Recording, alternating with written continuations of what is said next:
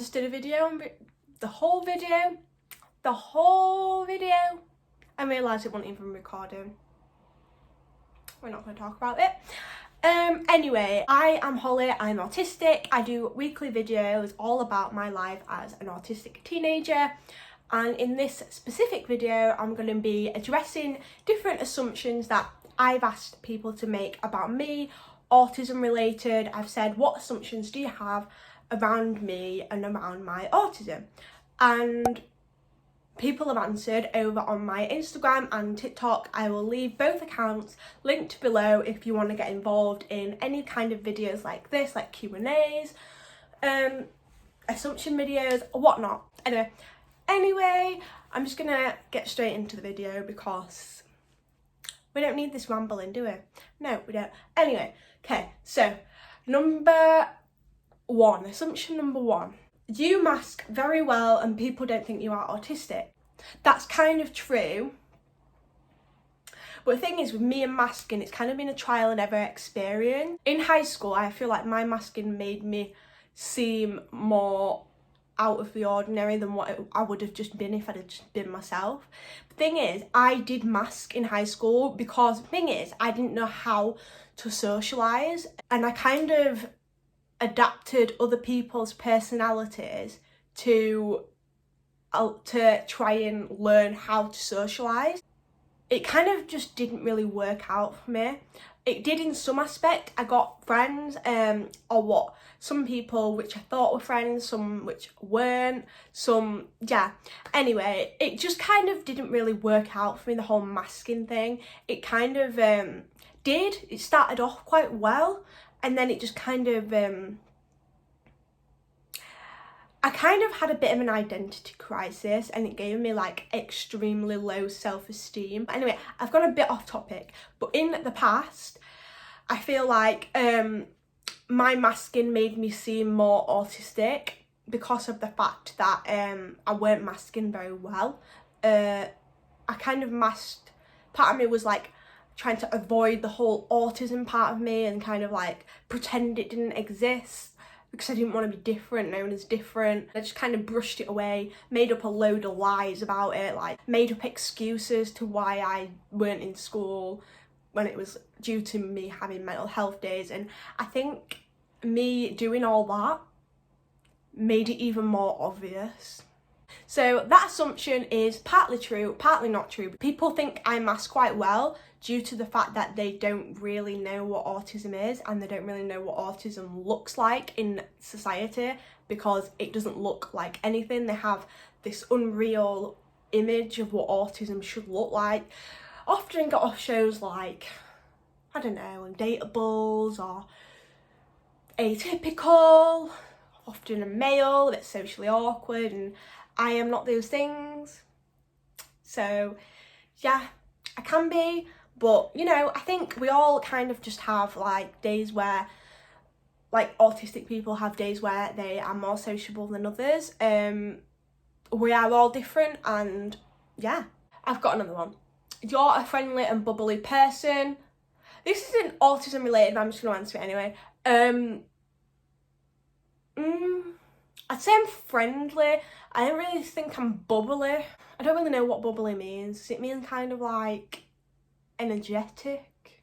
I feel like I am quite bubbly when I'm not around anyone. So yeah, that's why I'm better on videos than what I am to when I'm actually like speaking to someone. So if someone else was in these videos with me, it'd be a whole new different story, because to be honest, I don't actually realise that people are watching the videos. It kind of like, I kind of forget that. I kind of forget people watch it, because that's the only way I can like be normal, my normal self. Not be normal. That's the only way I can be my normal self without kind of like changing. And so the answer to that question is I am a very friendly person, not bubbly in person. Anyway, you don't have feelings. You don't have any feelings. Okay. No, this is absolutely incorrect for me. I feel like I am completely the opposite. Every autistic person is different. It is a spectrum. Autistic people do sometimes struggle to put themselves in someone else's shoes, kind of like imagine what life would be like from their eyes and feel what they're feeling. I kind of am a bit like that in some ways. Sometimes I really can see how someone else is feeling and I can feel it like a lot, but then some other times I feel like I just want to tell someone to get a grip, and I can be quite blunt in that aspect. And something else about me is I really struggle, although I most times than not I do understand how someone else is feeling, but if I don't like being in the same environment if someone else is upset, because I don't know how to comfort them, if you know what I mean. I don't know how to express my empathy, because I am empathetic, I just don't really know how to do that, how to express it and how to come across as empathetic, sympathetic, whichever one of them words it is. I show emotions differently completely. Happy, sad, excited. I do not show them in a neurotypical, what other people generally show their emotions. And I've been like, people have said like, are you not excited? I'm like, well, I am. I'm just quite chill about it. I don't show excitement, but I am. So yeah, show it in different ways. Like, for example, I never show that I'm excited, but if I'm looking forward to something, I can never sleep.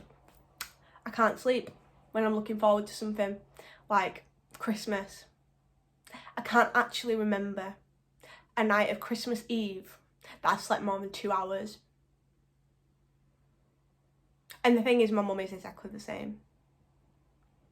I'll text her, I'm like, you awake? 2 a.m. She's like, yep.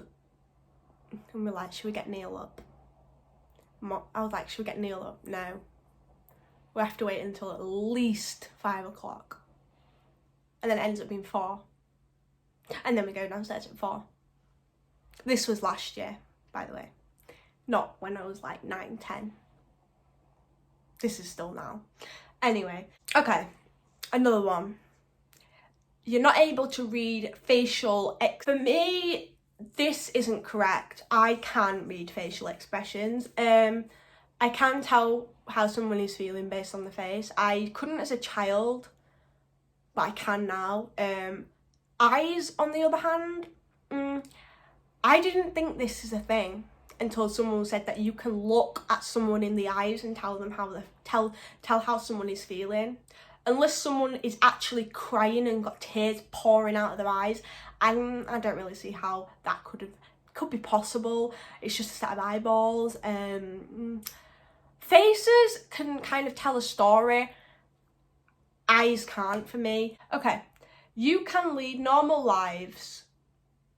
Yeah, we can. I can have the same life as anyone else. In fact, I would probably say that the most step backs is probably come from my hearing loss. Because I wanted to be in the police, to be a detective, without having to go to uni, which meant I had to go in like an apprenticeship, like a degree apprenticeship, and to be a police constable thing. And I can't. That was the way I was going to go in, to be a detective, but I can't do that because I can't be a police officer because of my hearing. So, I mean, I'm still not over that because it's kind of the thing I wanted to do. So, you know, we're trying to, you know, change my whole life path and, you know, find another career aspiration something that I've always wanted to do. Well, I always wanted to work in MI5, but then we had to go a step down from that, and I thought, what's a step down from that? A detective. But yeah, it can, in some ways, autism can get in the way of things. It can get in the way of the fact that because if I wasn't autistic, I might have wanted to go to university. I know for a fact that I won't be able to deal with the university lifestyle. And maybe if I went to university, I might have been able to get the job that I always want. But me not going to university isn't gonna get in the way of me having a normal life. Like, it's not, I'm still gonna have a normal life, it just might get in the way of my plans and how I wanted things to work out, and I'm just gonna have to make adjustments to my life because I am autistic. We can still have a good life. Okay. Find it difficult to make friends? Yes, I find it very difficult to make friends. What do you talk about? Like, how do you make a friend? Like, what do you talk about? What do people talk about? I'm fine once I've got a friend. It's just making them that's the hard issue for me. Like, I don't care. Like, about all the small talking. It's so awkward, and I have a thing about being awkward. I hate feeling awkward. It's like a phobia. It just makes me want to shrivel up and go in a hole. I hate awkward silences and pauses before you know what to say. It's just literally my worst fear, which is why I kind of like avoid meeting new people. I'm fine as long as someone else kind of like makes the conversation, if you know what I mean. I hate it when it's left on me to make a conversation because it's just so awkward, because I'm just like, someone will speak to me and I'm like, I feel like just saying, so do you think there's an afterlife, or what do you think happens once we're dead? That's what I feel like saying. And other people are like, what is the weather like today? So the weather is awful today. And blah, blah, blah, blah, blah. I don't care. Just have a look outside. Why do people talk about the weather? Just have a look. Look out the window. It's an observation, not a topic conversation. People confuse me.